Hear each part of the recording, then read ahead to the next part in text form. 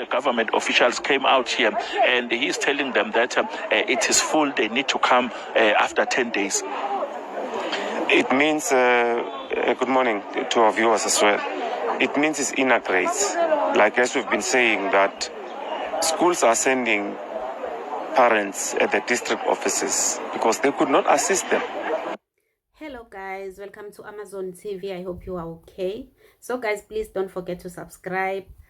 So here we have the Department of Education is calling this the inner grace, to send back South African parents with their kids to go and stay at home for 10 days before they will come and register, or before their kids will be able to go to their classes and study.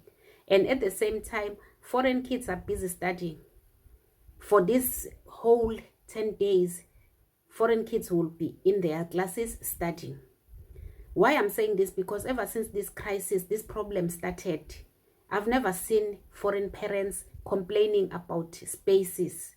The only thing they are complaining about is, hey, March and March is stopping our kids from entering their classes. Dudula is disturbing our kids are not safe. That's the only cry we are hearing from foreigners. South African parents are crying about the spaces, that there's no space for their kids. They applied since last year, some July last year. As soon as the system was opened, they started applying. But right now, we are told that they did not apply. All of them, the whole South African mothers and fathers, they did not apply. Only foreigners applied. No foreigner is crying about the space.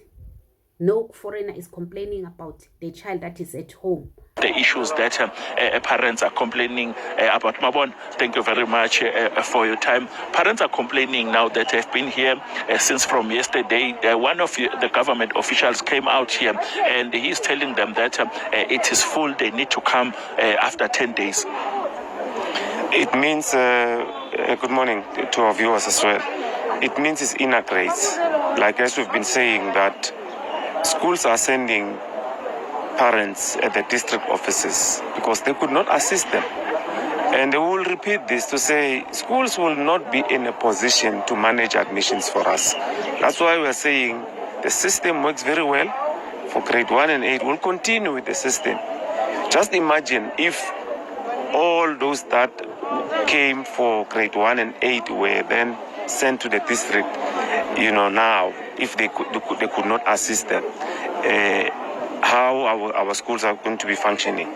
So we're going to continue with the process of the system, but make sure that we enhance. Where we have shortfalls, we will enhance the system on a year-in, year-out basis, but also increase the capacity, because that's where the challenge is. Our challenge is capacity.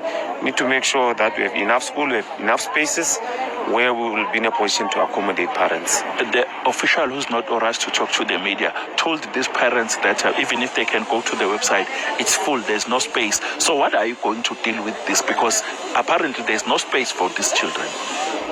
No, like us, we've been saying that we are negotiating with schools to increase capacity so that they can accommodate. Because there are those that are coming from other provinces. There are those that are coming from independent and private schools that they cannot afford to pay school fees. They want to come to us. So we need to accommodate, because remember, we have a constitutional obligation as the department to make sure that all children of a school-going age, they are in a classroom. So there's no official who will say, go, we cannot assist you. It doesn't work that way. We're going to assist all parents. It might not be today, but we know, because we've been saying we are pressured, and we know where we are pressured.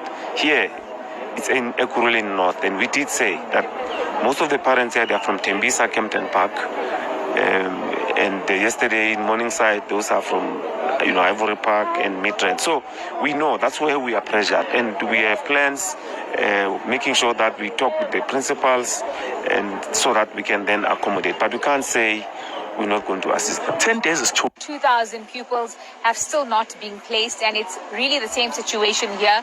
Operation Dudula came out to the Gauteng Education Department offices earlier today from this morning, and parents who are waiting for placements have also been joining them here.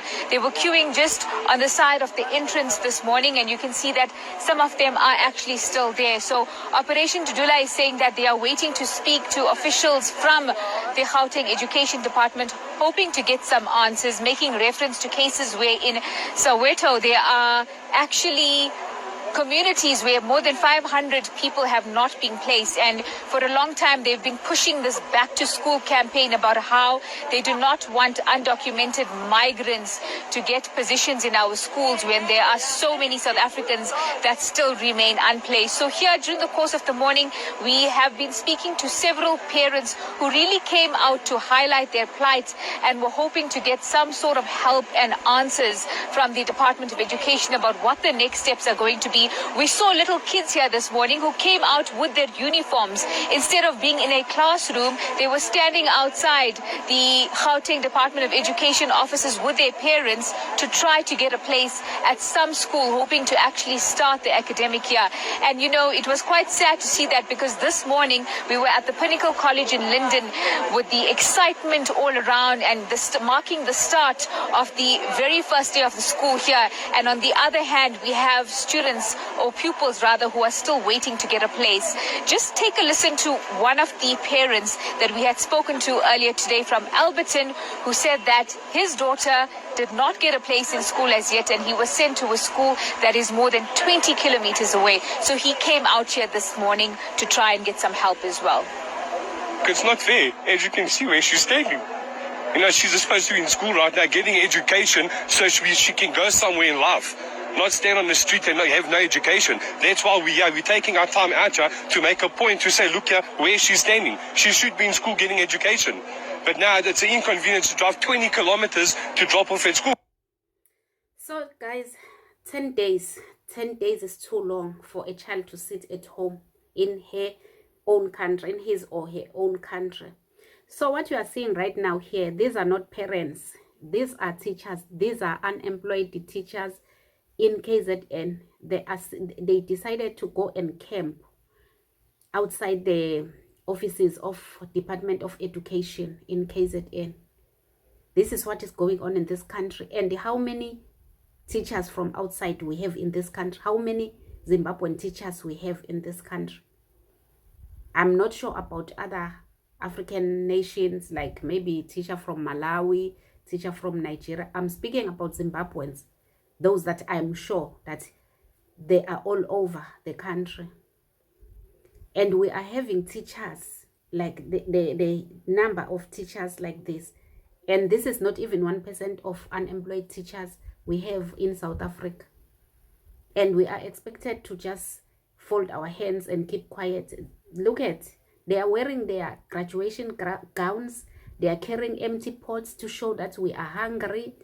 We have doctors who are sitting at home for like more than 3 years now. They've been protesting up and down. No jobs for them. But we have foreign doctors in this country, all over the country. You will never go to a town and never find, whether it's a hospital or a clinic, never find a foreigner there. You will never go up to 5 schools in a province and not to find foreign teachers there. What exactly is going on in this country? What is the future of this country? What have we done wrong to deserve this from our leaders? These people, they don't want, I don't understand. If maybe they just come out and tell us what we have done so that we can sort it out. If it's